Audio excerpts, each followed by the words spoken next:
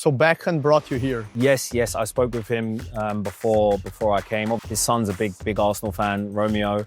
There's playing the game, there's teaching the game, but then there's also teaching how to teach the game. I'm a big believer in Bitcoin. Who do you think is going to win the World Cup next year? Oof. I mean, it's going to be... What's your bet, right? If you could bet... If I had to bet... Welcome to Game Plan, a podcast where we're going to be meeting athletes, business owners, entrepreneurs, and industry leaders. I'm Kaio, and I'm going to be your host. What is your game plan? On this week's episode, Kieran Gibbs. Miami summer, right? What a beautiful day, man. How is it treating you? Oh, it's amazing. I'm glad we can make this happen, actually. When you look to kids in America and how they play soccer and you compare to Europe, how does that feel for you? Well, I mean, you have to see them as... football is a new sport here, you know, in terms of history and where the sport comes from. So that has to be taken into consideration. You know, I think if you compare basketball in the UK or, you know, they don't have NFL, but it's just, it is totally different. It's viewed totally different back home than it is here. There's no right or wrong. Football is opinion. It's an opinion-based game.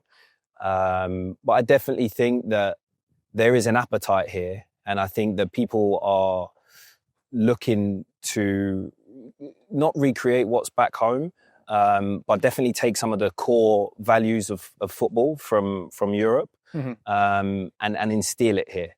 And so, you know, we kind of see ourselves at the forefront of that, because there is that appetite and there's just a rapid growth. I mean, even since I've been here 4 years ago, I've seen the interest in the game grow exponentially. Obviously, you have the likes of Messi here now, Suarez, Busquets. And so, you know, I think people are kind of at an inflection point as to like, where does the game go from here? And we want to make sure that it stays here, you know, even past the World Cup and what's coming to the US. Are American kids good at playing soccer or football? Do you call football or soccer? Let's start with that. No, come on. As in, do I call it to the kids? Yeah. No, I say football. I try to say football. You're trying to implement the parents. Maybe I say soccer more because, you know, you can't teach an old dog new tricks. But the kids, I like to try to say to them. It even hurts when you say soccer. I can feel that. Let's talk about that. When you were young, like you started very early, right, in your career.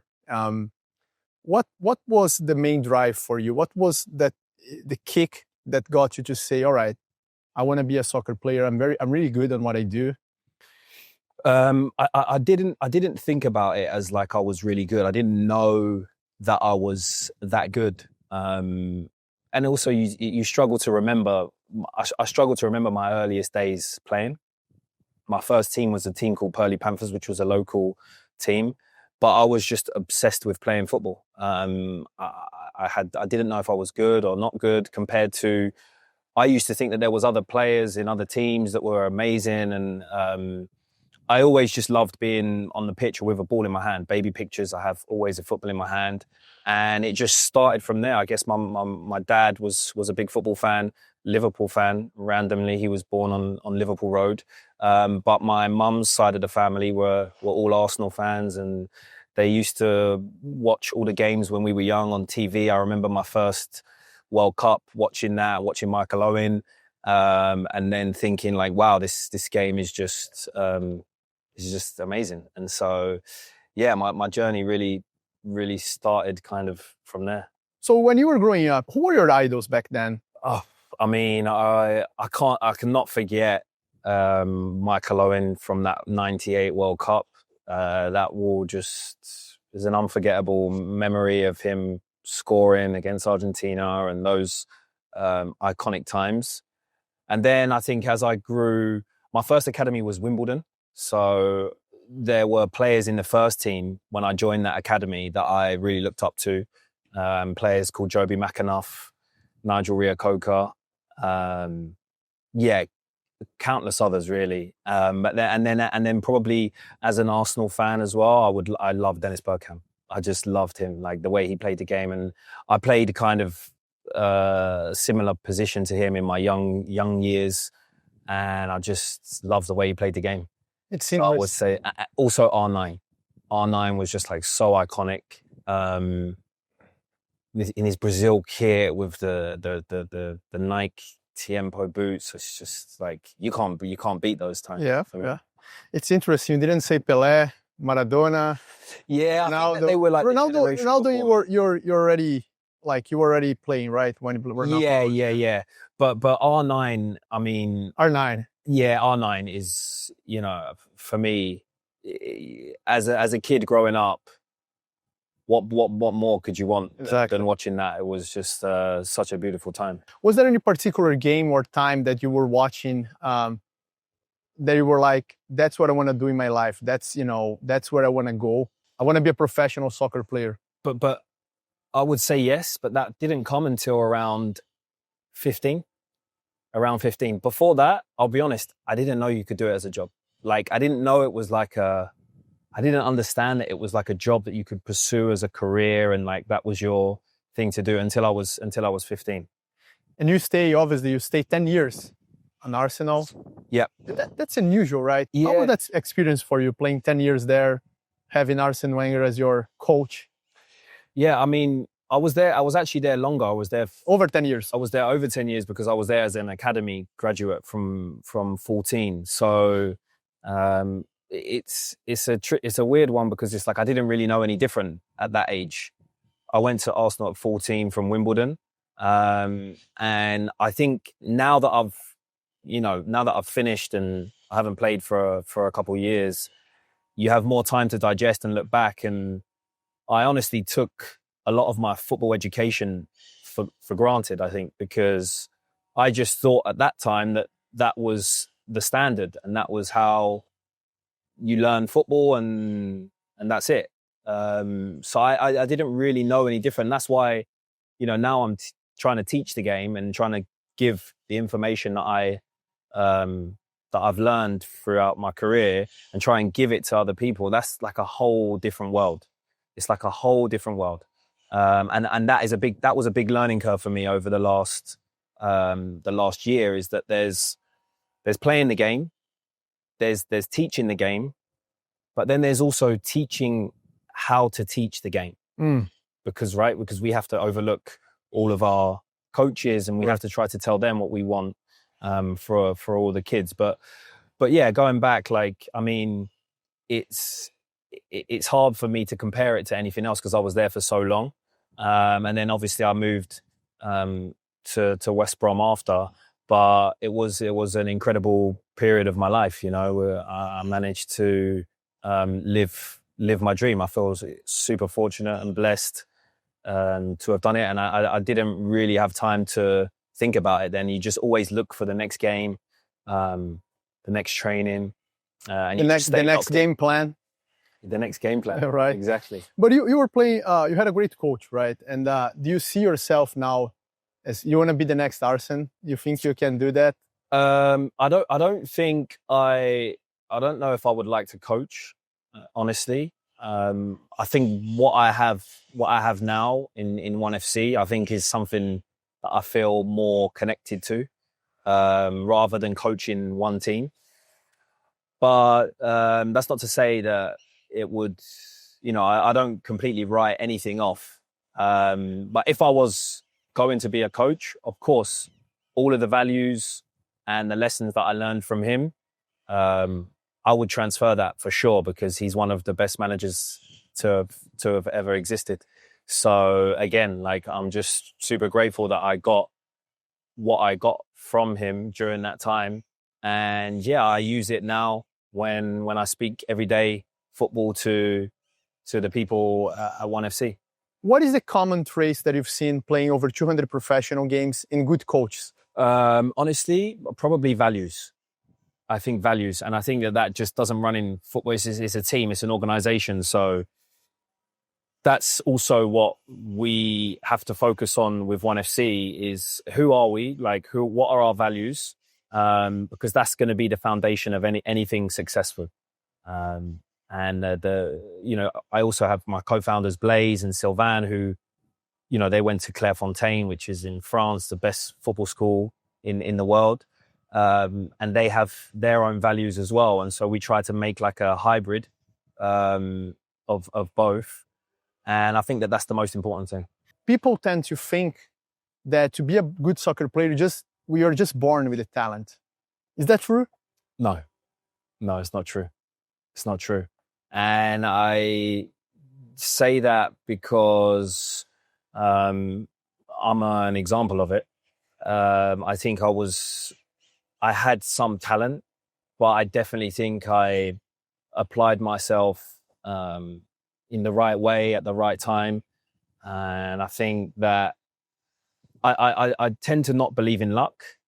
But if I was to describe any type of luck, it's when hard work meets opportunity. And I think, like you said, hard work is the first and foremost before talent.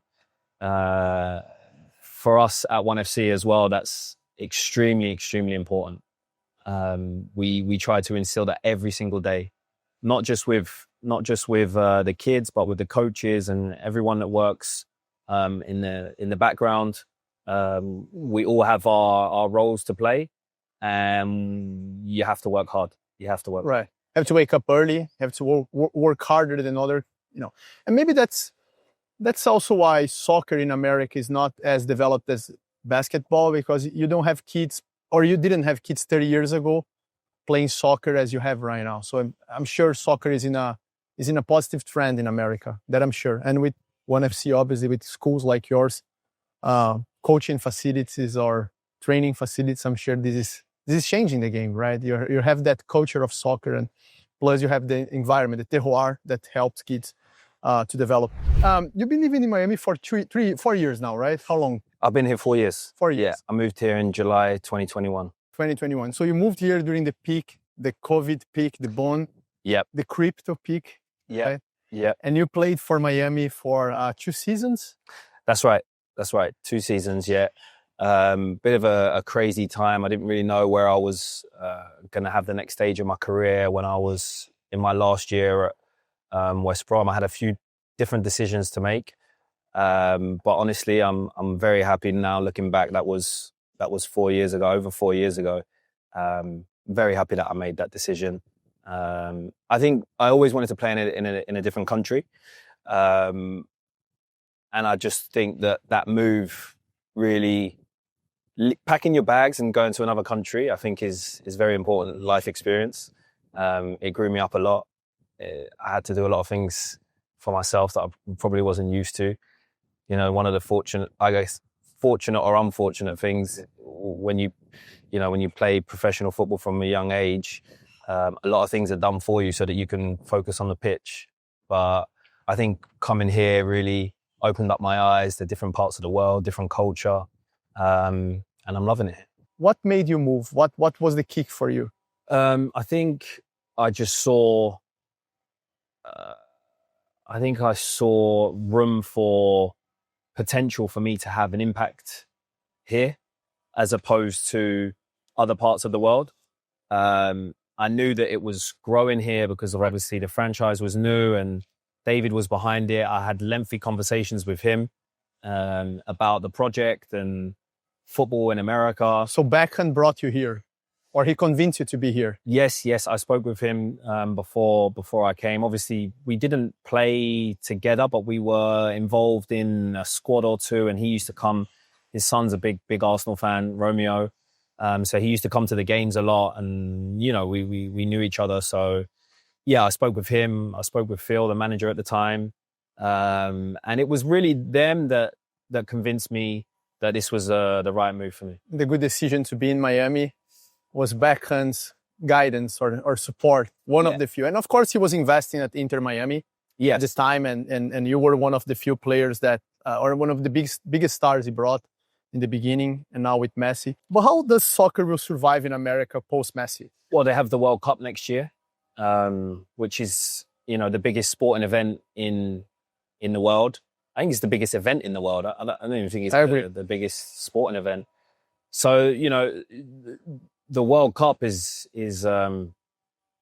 bigger than any individual. So I think it's more, where does the game go after the World Cup? And who knows? Honestly, who knows?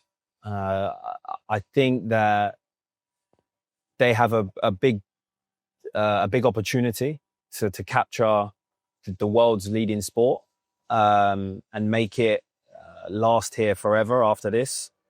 How often are you going to get the chance to have Messi, best player in history, and World Cup all in the same time span? I like to think that we are trying to contribute a small part in football lasting long here. But it takes a lot of work. I've lived it here. I've lived it and I've seen it for the last couple of years. It is growing rapidly, but we got to capture. We got to really capture it, and it's got to take everyone. Everyone's got to get behind it. Everyone's got to get behind it, and probably some tough decisions are going to have to be made. Like what? Maybe things like viewership, accessibility to the sport. You can watch NBA games. You can just put the TV on. You have NBA games on. So distribution is a problem still. Maybe yes. FIFA is greedy. Well, FIFA is greedy, but this is not. This is not. Which is a business. It's not greedy. It's a business, right? More US. It's a business. Yeah. And I mean more US football. I mean more US soccer, which is entertainment. Yeah. So how can you make it more accessible, not just from a viewership, but also from someone that's playing, that wants to play the game and learn the game, and that comes down to everything: financially, opportunity, land, infrastructure, infrastructure. And big commitments have to be made to the infrastructure to really get to pull in the masses and the crowds, So I would say those things. Who do you think is going to win the World Cup next year? Oof. I mean, it's going to be. What's your bet, right? If you could bet. If I had to bet, I would probably bet Spain. I would probably bet Spain. You're the third person who tells me that in this podcast. Wow. Yeah. I mean, the way they handled the Euros, such a young age, seemed like it was very hard to stop. I mean, very hard to stop. They have some unbelievable players. Who are those that you are? Like you as a former professional player, who are you like you think is going to be the GOAT for the next World Cup? For the next World Cup, there's a few, but it's hard to look past Jamal. It's hard to look past, to be honest. I mean, just when you thought that you had seen it all with the greats that we've seen, to have the career that he's had at his young age and the start that he's had, I will not even mention names to compare him to anyone, but it is pretty incredible what he's doing right now. So even him alone is why you can't look past Spain for a World Cup win. Interesting. It's a one-man show, most likely. I mean, but that's the thing. They also have insane talent around the rest of the pitch. They just have a good balance of the team. The midfield, I mean, like you've got Ballon d'Or winner there, and Rodri, hopefully he comes back to full fitness. But what a team.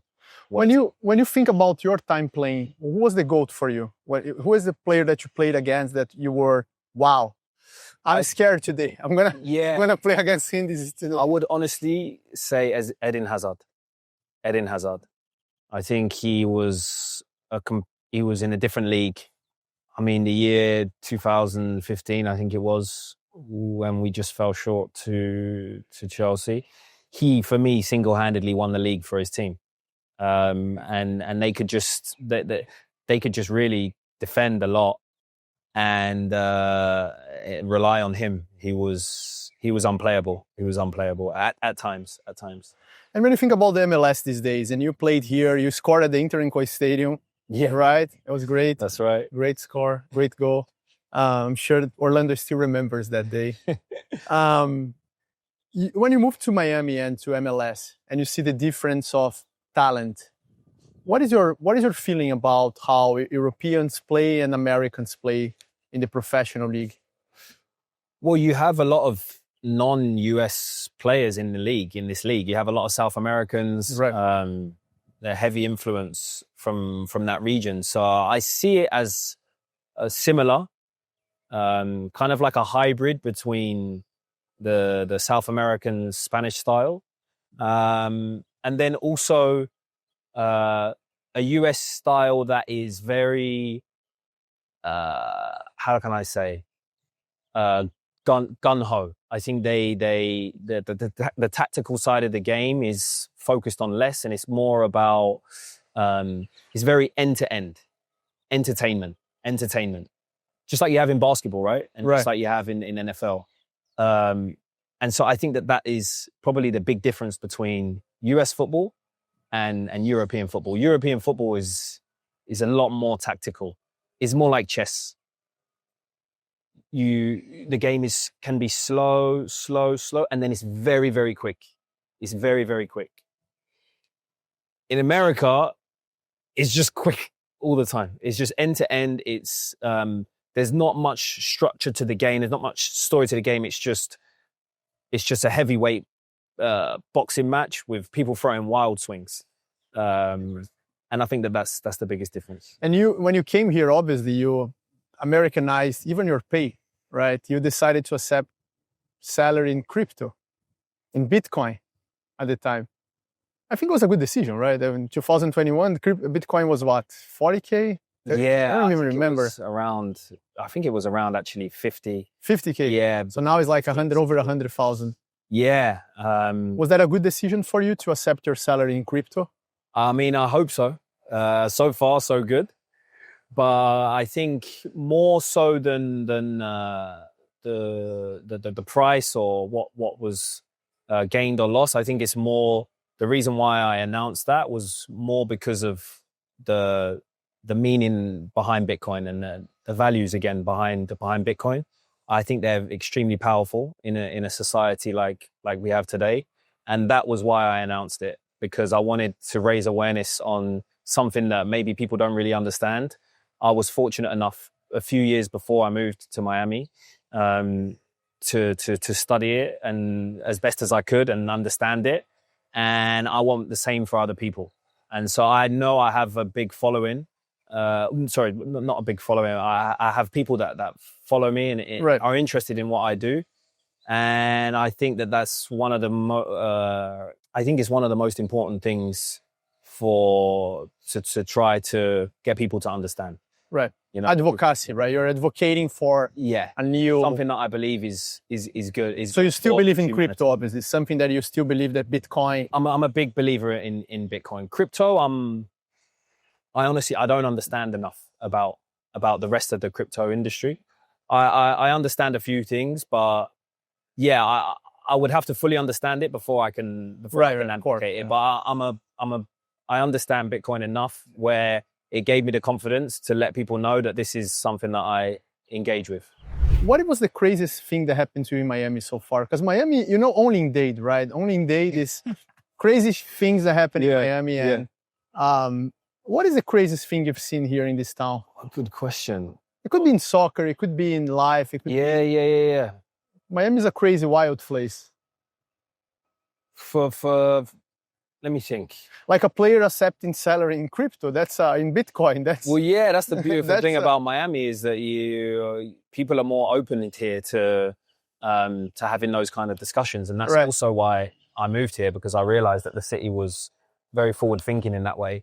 But yeah, I can't think of the craziest thing that's happened, even though I think my life is pretty crazy here. But I would say, I mean, football wise, the weather is obviously like is obviously completely different, and you have the rules with the lightning, of course, for health and safety. And so sometimes you'll start a game and have to go inside for 2 hours and wait to come play the rest of the game. That was obviously new and pretty wild. Right. FIFA, we need to work on that for the World Cup for sure. I think we need to be. God, yeah. I think we just had that with the Club World Cup, but you cannot have players playing at 110 degrees and lightning is just it's a lot. Even some clubs in Europe, they were complaining, right, in the Club World Cup that this was kind of bad for them, for the players. Yeah. If you were playing at the time, would you? I think the weather is a factor that contributes for. Yeah, I don't think the players were complaining. I think the players also want the best for the fans. Right. And if they know that they can't perform at the same level as they do in other environments, then they're not going to be able to put on the kind of show that they want people to see. You have to remember, like, these players want to create historic moments for fans and also, for themselves, for their families. And it's very frustrating when you can't perform the way you can. So I understand the players for coming out and speaking about that. Mid round. So you can only answer one thing. There is no context. There is no Pura Vida or Carrot Express. Pura Vida. And R9 or Messi? Oh.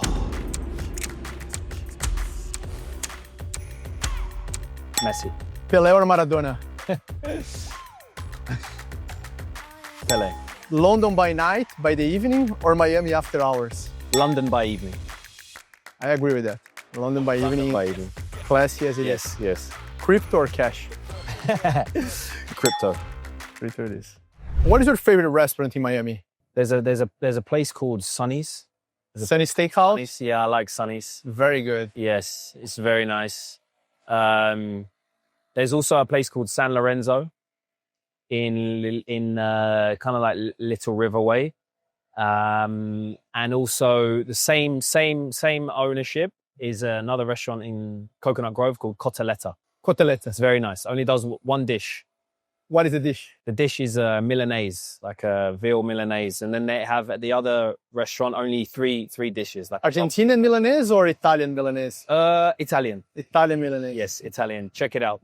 I will, for sure. Well, Kieran, thank you so much for being at the game plan.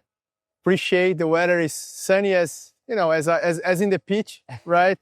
But thank you. Appreciate being at the game plan. I'll see you next time on Game Plan. Game Plan is brought to you by Inter. Nearly 40 million clients around the Americas. You want to know more? Download Inter right now. Stay tuned for more.